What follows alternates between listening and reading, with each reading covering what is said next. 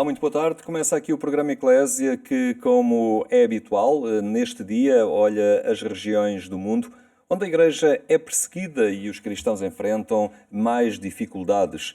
Um olhar que fazemos com o auxílio da Fundação Ajuda à Igreja que Sofre.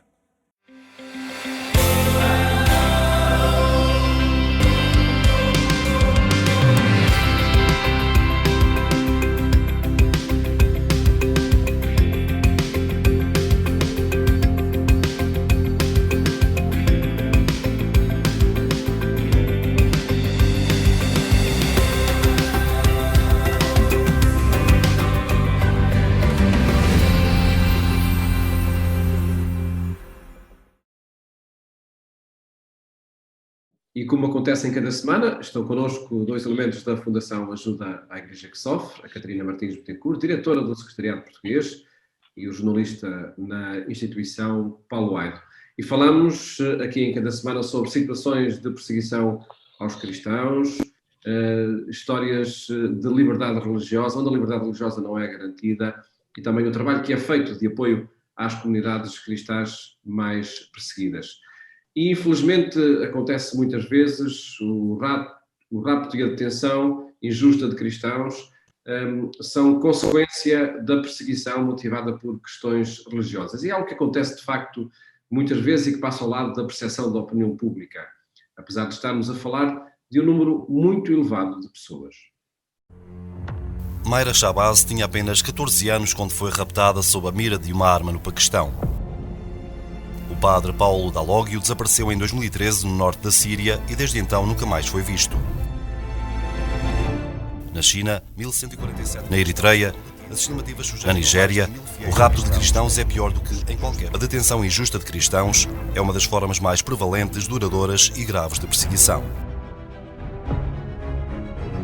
A Fundação AES apresenta o relatório Libertem os Prisioneiros, que dá voz aos cristãos e outras minorias religiosas que são silenciadas por causa das suas crenças. Os cristãos constituem a comunidade religiosa mais amplamente visada nos 143 países onde há perseguição significativa aos fiéis. A necessidade de agir é crucial. Libertem os Prisioneiros é um relatório sobre os cristãos detidos injustamente por causa da sua fé.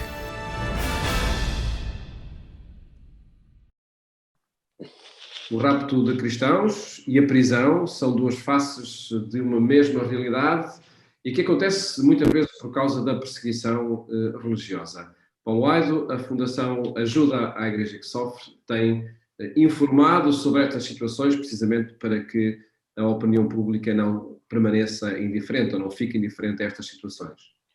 Exatamente, eu não digo que a Fundação AES fale disto todos os dias, ou todas as semanas, mas falamos de facto do rapto e da prisão dos cristãos com muita frequência, pelo menos sempre que há algum caso de que temos conhecimento, ou quando então a Fundação AES está envolvida, por exemplo, numa campanha para a libertação concreta de alguém. Foi assim, por exemplo, com a Asia Bibi, uma mulher, uma mãe de 5 filhos, paquistanesa, que chegou a estar no chamado corredor da morte, na prisão de Multan, acusada de blasfémia por ter bebido, imagine-se, um copo de água de um poço. E foi assim também, por exemplo, com o caso de Mayra Shabazz, referido mesmo agora nesta peça que nós vimos, uma jovem rapariga cristã de 14 anos, também paquistanesa neste caso, raptada, violada e forçada a casar com o raptor, um homem muçulmano muito mais velho. E foi assim também, por exemplo, com o padre Dalóglio, que continua desaparecido na Síria, e tem sido também assim, por exemplo, com a irmã Glória Narvaez Argotti, uma religiosa colombiana, raptada no Mali em 2017 e que permanece em cativeiro às mãos de um grupo jihadista em África. E é dela já agora que eu quero falar um pouco. Esta irmã, cujo caso a Fundação AES tem acompanhado desde o início, desde que foi raptada, está viva. E digo isto pois este é um dado sempre importante quando alguém é raptado por grupos terroristas. Não havia nenhuma notícia sobre ela desde outubro do ano passado e agora soube-se através de um irmão que ela está viva e fez chegar mesmo uma pequena carta, uma mensagem à família através da Cruz Vermelha Internacional.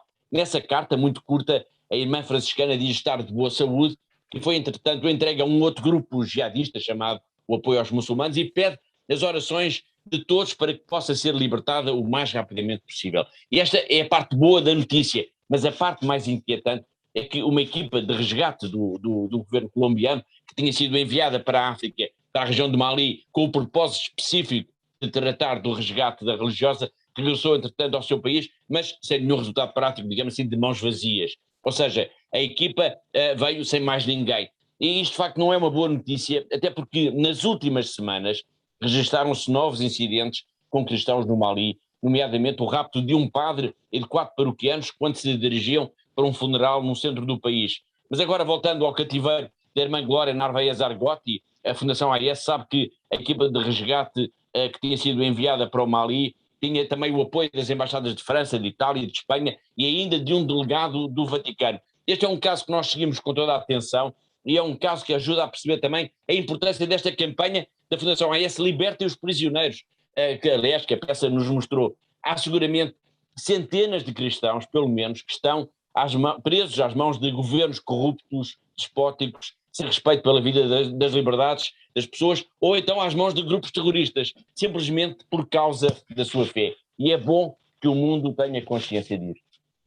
E essa é uma frente do trabalho da Fundação Ajuda à Igreja que Sofre, a par de uma outra que é, de facto, ajudar situações e países onde é necessário fazer chegar a ajuda por causa da situação social em que esses países vivem.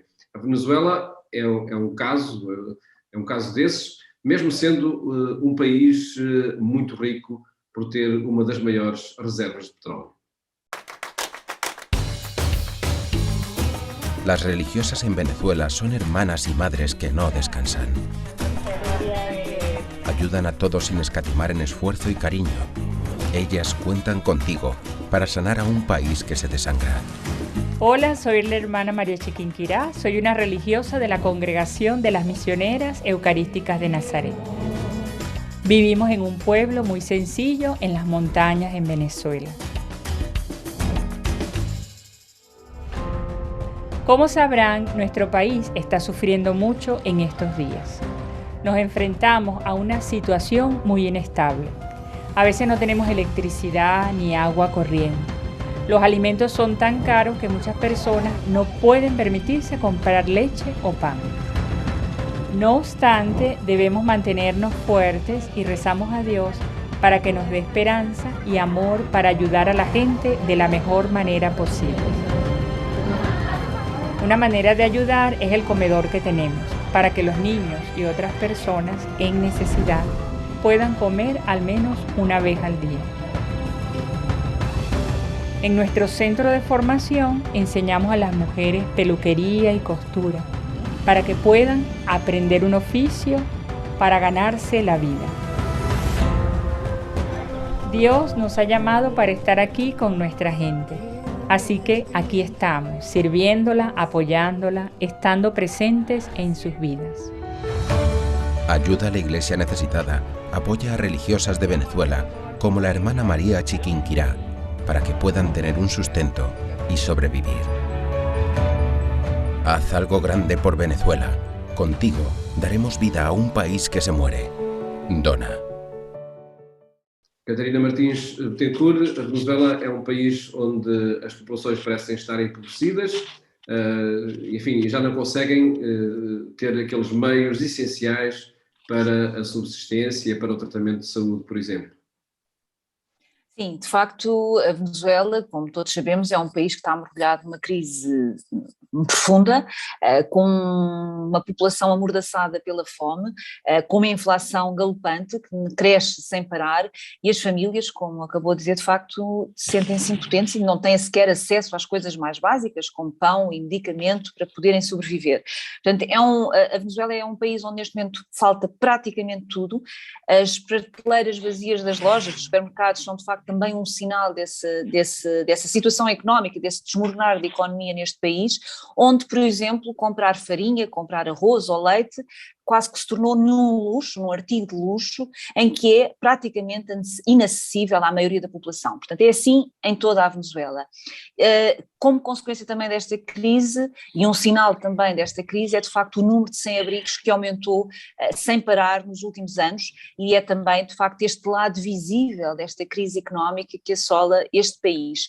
Portanto, no meio deste caos que vive a Venezuela, também nos chegam, de facto, histórias extraordinárias de solidariedade, de pessoas, de vizinhos que ajudam vizinhos, apesar da pobreza, ajudam os vizinhos, e também há, de facto, esta história dos padres e das irmãs que também estendem a mão aos mais idosos, aos que mais sofrem, aos que estão mais necessitados da nossa ajuda neste momento. E, de facto, este é o relato que nos chega, e isso vimos também neste filme, deste relato destes padres e destas irmãs, que doam as suas vidas, doam tudo o que têm também a favor destas pessoas mais necessitadas, que de facto não têm como sobreviver se não for a ajuda de terceiros. Portanto, a Venezuela de facto mostra-nos o melhor e o pior da humanidade. Portanto, é um país muito rico, que está totalmente desgovernado, com até uma pobreza quase absurda, quase impossível de acreditar, mas ao mesmo tempo também é um país que mostra estes sinais, estes gestos de amor e de solidariedade para com os outros. A Fundação AIS tem acompanhado nos últimos anos, portanto a situação da Venezuela não é de agora, portanto é uma situação já com alguns anos, infelizmente, e temos acompanhado com bastante preocupação toda esta situação. E eu recordo aqui que, por exemplo, já em 2017, quando a AIS celebrou aqui os 75 anos de vida aqui em Portugal, em Fátima, já tivemos entre nós o Bispo de Guaira, portanto é o Bispo Dom Raul Bior de Castilho, e na altura ele já nos dizia como era triste e lamentável a situação em que o seu país tinha caído, a situação em que tantas pessoas tinham ficado na absoluta pobreza, apesar da riqueza de um país ser tão rico e viver nesta pobreza extrema. E isto já foi há 4 anos, portanto a situação de lá até agora tem piorado, infelizmente, e por isso também precisa mais de nós, a Venezuela, do que precisava há 4 anos. O trabalho, de facto, de apoio à Venezuela, levado a cabo pela Fundação Ajuda à Igreja que Sofre, a par de outras organizações também que estão atentas a esse país, onde infelizmente crescem as situações de carências sociais. Albuate e Catarina Martins Betancourt, agradeço por terem estado aqui no programa Eclésia esta semana, novamente para informar, para mobilizar para o apoio a situações onde de facto há carências sociais ou onde os cristãos são perseguidos. Muito obrigado. Até para a semana. Obrigada.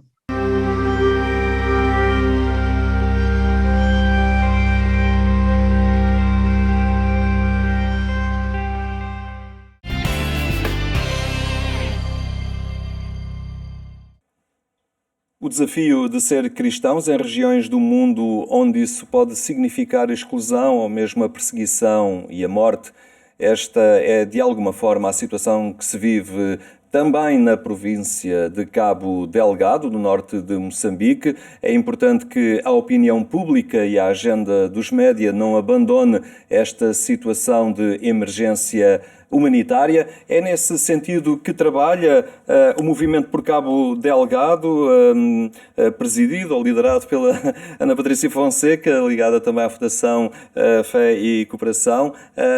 É realmente uma situação urgente esta que se vive no norte de Moçambique, e importante também que ela não vá escorregando, digamos, ficando esquecida, saindo das agendas das notícias, não é? Que nos fazem lembrar esta situação. Sim, exatamente. Dizer que eu represento aqui um conjunto de organizações que promove este movimento por Cabo Delgado, 7 organizações, ao qual já se juntaram mais 40 organizações da sociedade civil em Portugal, e somos todas organizações que trabalhamos na defesa dos direitos humanos, na promoção da paz, na cooperação para o desenvolvimento, educação para o desenvolvimento e na ajuda humanitária de emergência, e que acompanhamos a situação em Cabo Delgado, algumas desde o seu início, já quase há 4 anos, em outubro de 2017, e teve agora, recentemente, esta situação em Cabo Delgado teve uma expressão pública grande quando do ataque em Palma, e de repente deixámos outra vez de ouvir falar, e parece que já não existe a urgência humanitária ali em Cabo Delgado. E aquilo que nós temos procurado fazer durante os últimos meses, já muitas a acompanhar desde o início, já em Cabo Delgado, antes da situação ter começado, mas aquilo que temos procurado fazer é justamente dar voz às populações de Cabo Delgado, em diferentes meios e em diferentes dimensões.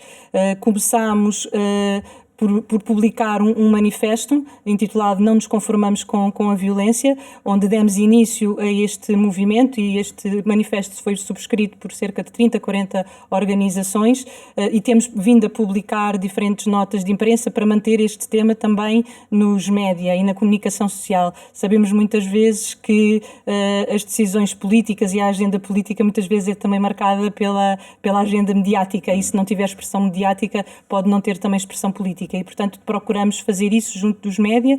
Nós próprias, nós as organizações, nas nossas redes sociais, publicamos todas as semanas um vídeo, todos os domingos às 3 da tarde, todas publicamos o mesmo vídeo. Um vídeo de cada semana de uma das organizações, justamente a apelar à urgência humanitária em Cabo Delgado. E temos também, durante aqui a presidência portuguesa do Conselho da União Europeia, temos feito muitos contactos com o nosso governo, com o governo português, nomeadamente através do Secretário de Estado dos Negócios Estrangeiros e da Cooperação. Temos feito também muitos contactos com os grupos parlamentares da nossa Assembleia da República, e também muitos contactos com os nossos deputados ao Parlamento Europeu, os deputados portugueses ao Parlamento Europeu, justamente para aqui reunir esforços para mobilizar ajuda humanitária para Cabo Delgado. Portanto, o nosso foco é na ajuda humanitária. Sabemos que há cerca de 800 mil deslocados na região, mais de 2.000 pessoas já foram mortas nos últimos 3 anos e meio. Sabemos que os deslocados vivem em situações de grande precariedade, cerca de 43% dos deslocados são crianças. E, portanto, há aqui uma urgência, há uma catástrofe humanitária que se vive no norte de Moçambique, nesta região concreta, que é preciso não esquecer e à qual é preciso continuamente continuar a dar voz e a dizer que é preciso, e a tentar mobilizar recursos para a ajuda humanitária em Cabo Delgado.